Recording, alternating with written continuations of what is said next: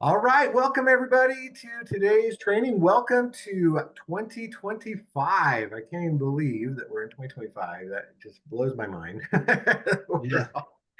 Already a quarter century into the 21st century, right? But here we are, and it's going to be fun. I have, I just feel like this year is going to be amazing, right? I mean, I think we've been through the ringer the last 4 or 5 years or so. It just feels like, ever since COVID, 2020 and everything that's happened, from health wise to financial wise, all the different things, it's just been crazy. And we've all felt it and we've all been struggling. And I just feel like there's a new spring in everybody's step. I feel like there's a lot of hope coming into this new year.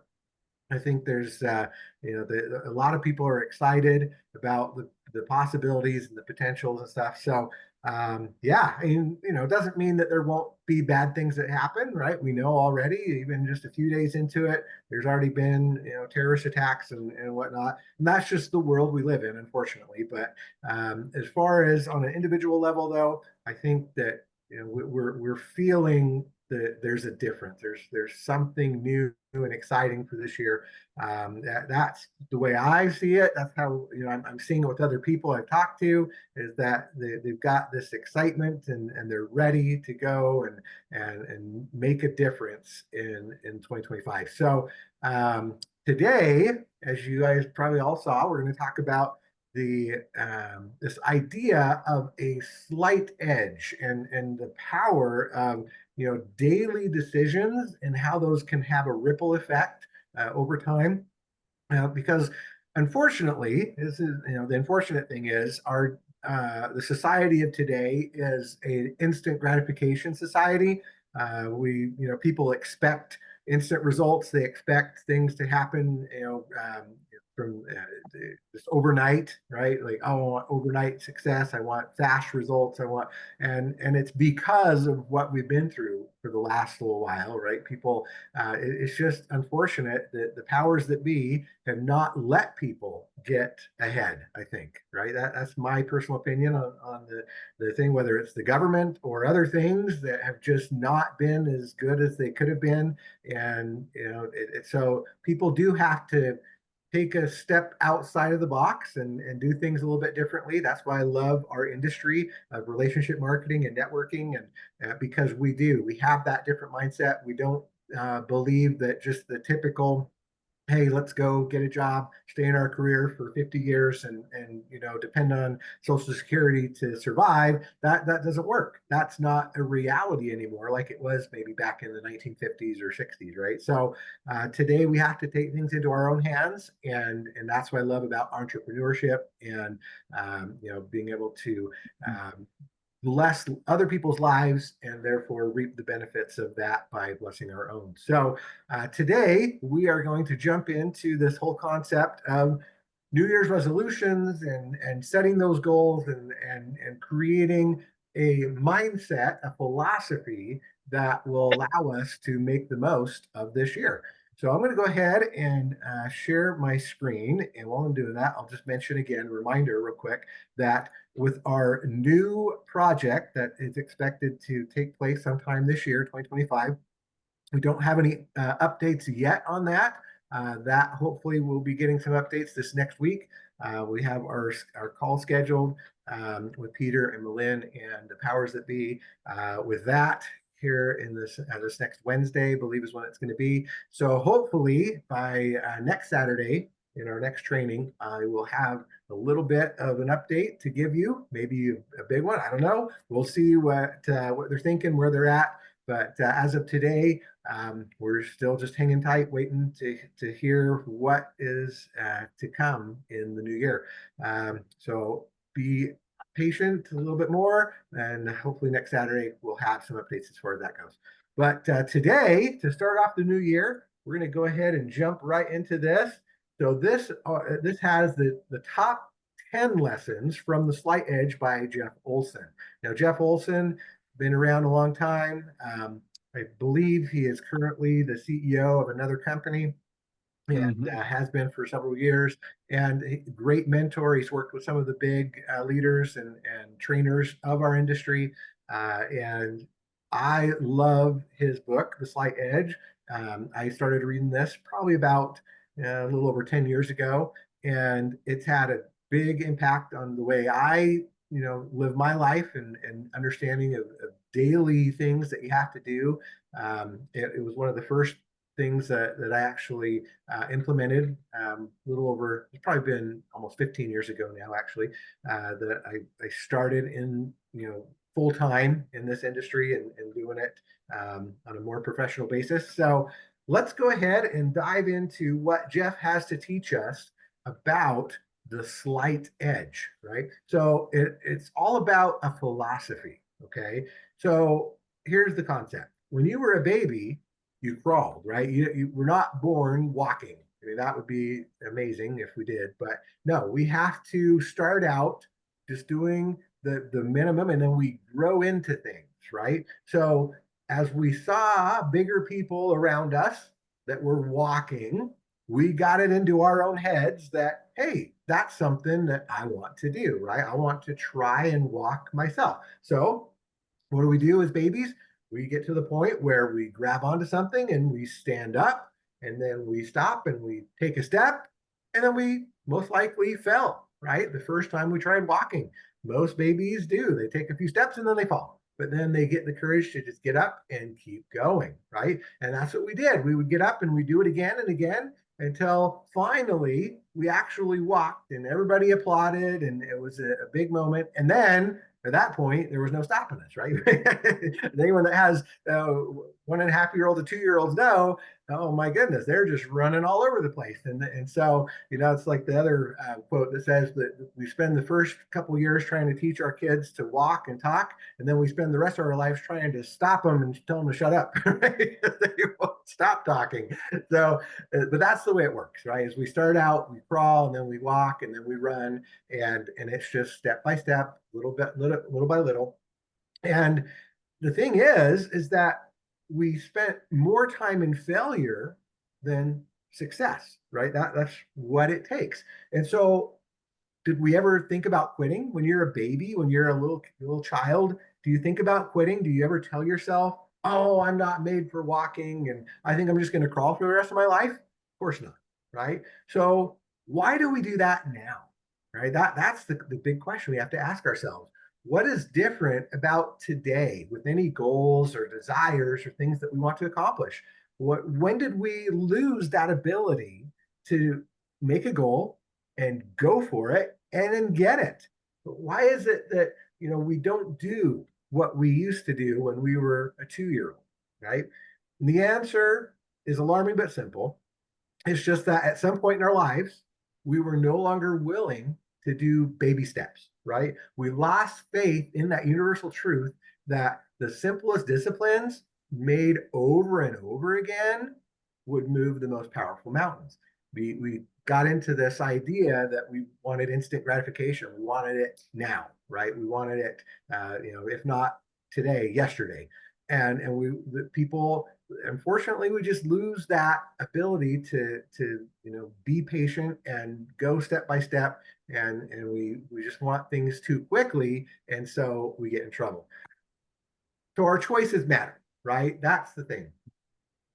Who can forget that moment of triumph back in 1994, right? And I'm sorry for those that are a little bit younger watching this. You probably didn't even know about this, but back in 1994, there was an Olympic Games American speed skater. His name was Dan Jansen, and he finally overcame years of dismay, disappointment, and frustration to finally win the gold medal in the 1,000 meters, setting a world record. It was 1 minute, 12.43 seconds. Do you know how much of a margin Jansen won by? Do you know the difference between the winner of the gold medal and the forgotten second place silver medal? It was 29 hundredths of a second. Okay. That's a very slight edge. So no matter where you look, it doesn't matter in what area of achievement, whether it's life or work or games or the difference between winning and losing in anything, being first and getting into the record books, right? Or nothing at all, that gap that separates success and failure is always measured as the slight edge. Okay, that's where that name comes from. It's that slight edge. It's that little bit that makes all the difference, right? So the thing we have to understand is it's all about time. Time is on our side, right? Or it could be against us, if depending on the choices we make. So ask yourself this: what would happen if you gave yourself 5 years to become twice the person that you are today, right? Double the income, twice as many as relationships and contacts, double impact, right? Positive social impact in the world, twice the quality of life. Could you do it? And how? How would you do it, right? So you have to ask yourself honestly, if I just doubled my efforts, if I had twice as much time, if I was twice as smart, if I worked twice as hard, could I really be twice more productive than I am now? No. The answer is no, you could not. And you know it. But wait, there is a way to become two or three or four or more times more productive than you are today. And that is called the slight edge. All right. So this philosophy is based on doing things that are easy and small. They're just small disciplines, which done consistently, constantly over time add up to greater achievements, right? This is basically the compound effect. Okay. Just like money can compound, right? A little bit of interest every day compounds, right? And it turns into something big. The penny that doubles every day for 30 days turns into over $5 million. Okay. It's the same concept. It's not the idea of just, oh, I'm going to become twice as much. It's the idea of adding a little bit over time becomes so much more, right? The problem that we all deal with is that things that are easy to do are also easy not to do. That is the major obstacle. So, why are some things easy not to do? Well, because if I don't do them, it's not going to kill me today, right? It's not going to hinder me today. However, this simply seemingly insignificant error in judgment combined with time will kill you or destroy you or ruin your chances of success and demolish your dreams. You can count on that. So, the concept, it's easy to do, it's easy not to do, right? So, let's take an example or the question of health, right? So, would we say it's a good idea to eat at least a pound and a half of butter every day or several cups of sugar? Probably not, right? That'd be crazy, of course. But millions and millions of people do it every day, right? Why? We all know what's good for us. We know what we should be eating, right? Fresh fruit and vegetables, complex carbohydrates, whole grains, unsaturated fats and oils, fish and chicken, all that. So, why do we keep digging our graves with our teeth? It's easy to eat well, right? Relatively, okay? It's also easy to not eat well. And that's the problem. So when you eat a donut, you're not going to die, right? It's not going to kill you that same day, right? But the simple error of judgment combined with time will ruin the quality of your life and eventually get you out of your life forever. So if you ate that donut and you had a heart attack right then, would you ever eat another one? Of course not, right? No way. Eating a donut is not going to kill you today, but putting together all the donuts over 10 or 20 years, as many as 5,000 of them, someday your body is going to be stressed, overworked, and old and will shut down. It's not the donut, it's the thousands of them. The donut is just a simple, unwise mistake, but combined with time, it can destroy you. Okay. It's easy to do and it's easy not to do. Either way, the slight edge is working and it's in the game. You have to choose which way to go. And this is what makes doing the right thing difficult for most people. The odds are not in your favor, right? So that's why New Year's resolutions, right? People unfortunately give up on them too quickly. My opinion is because they make them too hard, but it's that daily decision: am I going to do it or am I not going to do it? And that will determine your entire year. So it's all about quality of life. Your actions create your results, which in turn create the quality of your life. Simple, powerful, and true. The problem is that your actions are not the source of your problem. That's why diets don't work, right? There's another side of the equation. It's the place where your actions participate. So if you take a look at this series, right? It starts with your attitude, which then turns into actions, which gives you results, which gives you the quality of your life. Your actions are created by your attitudes. But you know what? Your attitude is not the basis of the question either. There is one more fundamental and essential thing. It's your philosophy, right? So the philosophy is the paradigm of how life is or how life works or doesn't, right? And what is the best way to live your life? In short, there's nothing more important than the philosophy. Humans are builders by nature. Your philosophy is the foundation on which you build your life. In the Sermon on the Mount, Jesus spoke of the two foundations. The master spoke of the wise man who built his house on the rock, and the rain came down, and the floods came, and the wind blew and beat against that house, and yet it did not fall because it was founded on the rock. And Christ said of another man, a fool who built his house on the sand, and the rain came, and the floods came, and the winds blew, and they beat on the house, and it fell, and great was the fall, right? So it's the whole philosophy of where do I start? Your philosophy is the source of your success or failure. And the philosophy that we recommend that you adopt is the slight edge. So now you have the philosophy, which will affect your attitude, which will then affect your actions, then your results and your quality of life. So we're going to start there. So this is the key. What is well, like he says, when I ask the question in seminars and training, here's the answer that I hear most often. That the key is knowledge. Okay. And yeah, to a certain extent, you got to have knowledge, of course, but there's more. Education is the fundamental ingredient in the slight edge. You must acquire knowledge and you need to master any subject. And then the quest that will contribute to your personal and professional growth and development. So yes, it's knowledge, but education. Okay. It's being wise about things. So, how do we get that wisdom? How do we get that education? Knowledge from studies, knowledge from activities, and model knowledge, right? Three ways. Okay. So, you can read books, you can listen to audios, you can go to training seminars, you can read and listen and attend as much as you want, and then read and listen and attend a little bit more, right? Study. Okay.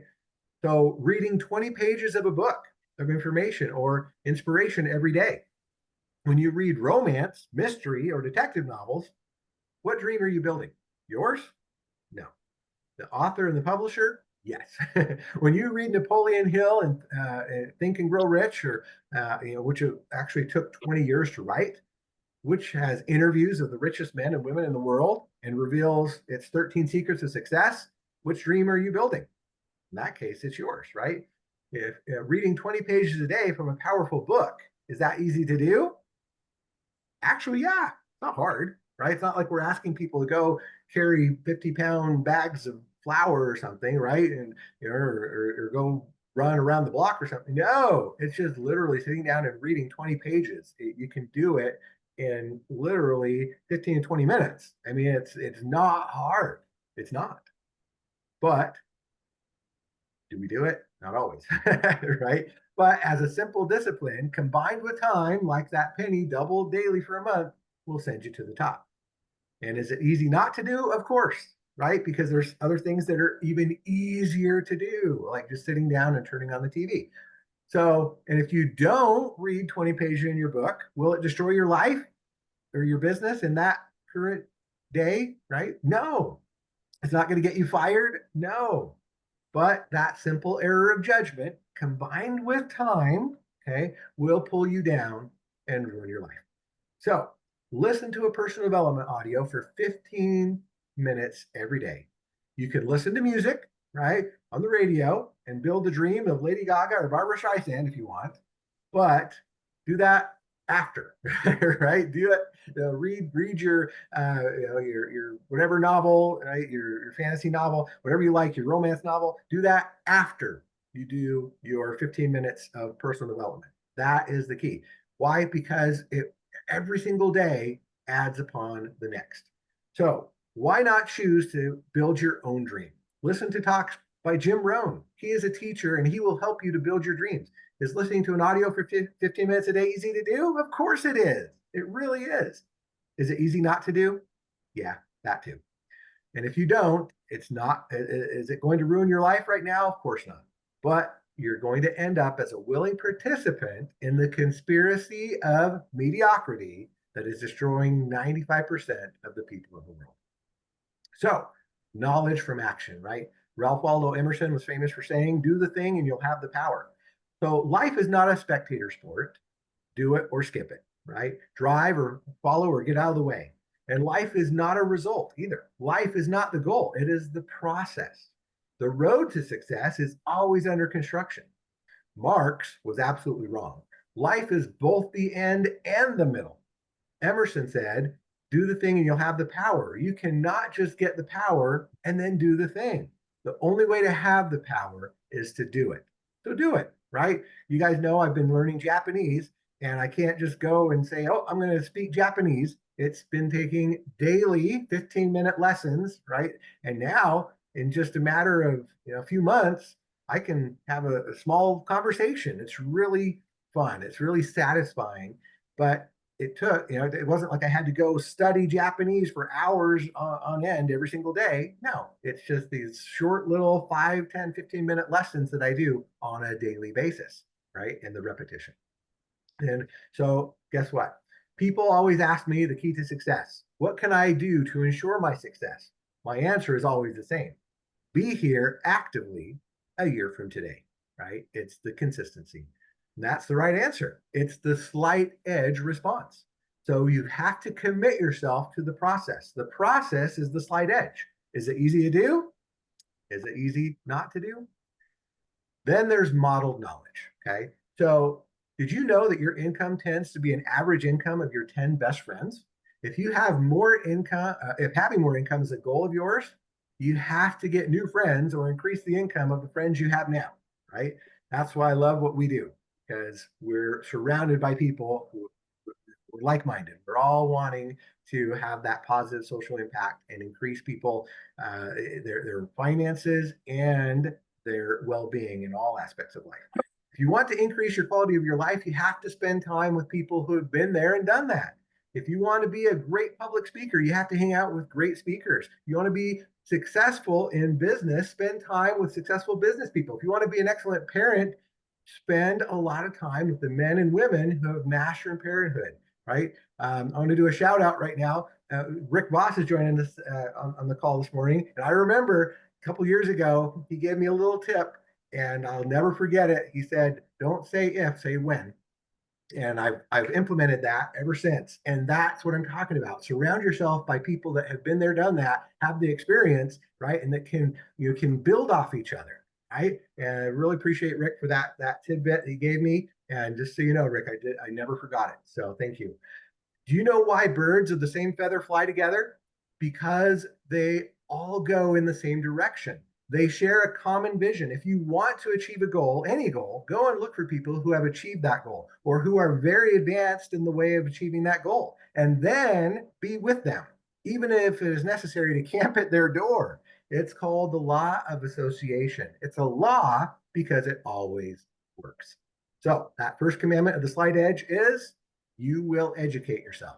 Okay. You got to do it, whether it's reading or modeled, right? You follow someone, you see what they do, you watch and you follow their example. And then finally, the choice. Okay. It is evident that we live in a world of change, constant change, quick change. Today, we achieve in 5 years what our grandparents and parents took 50 years to do, right? And everything just keeps getting faster and faster. Learning to learn is mandatory for success and especially for tomorrow. Learning to learn is to commit to the process.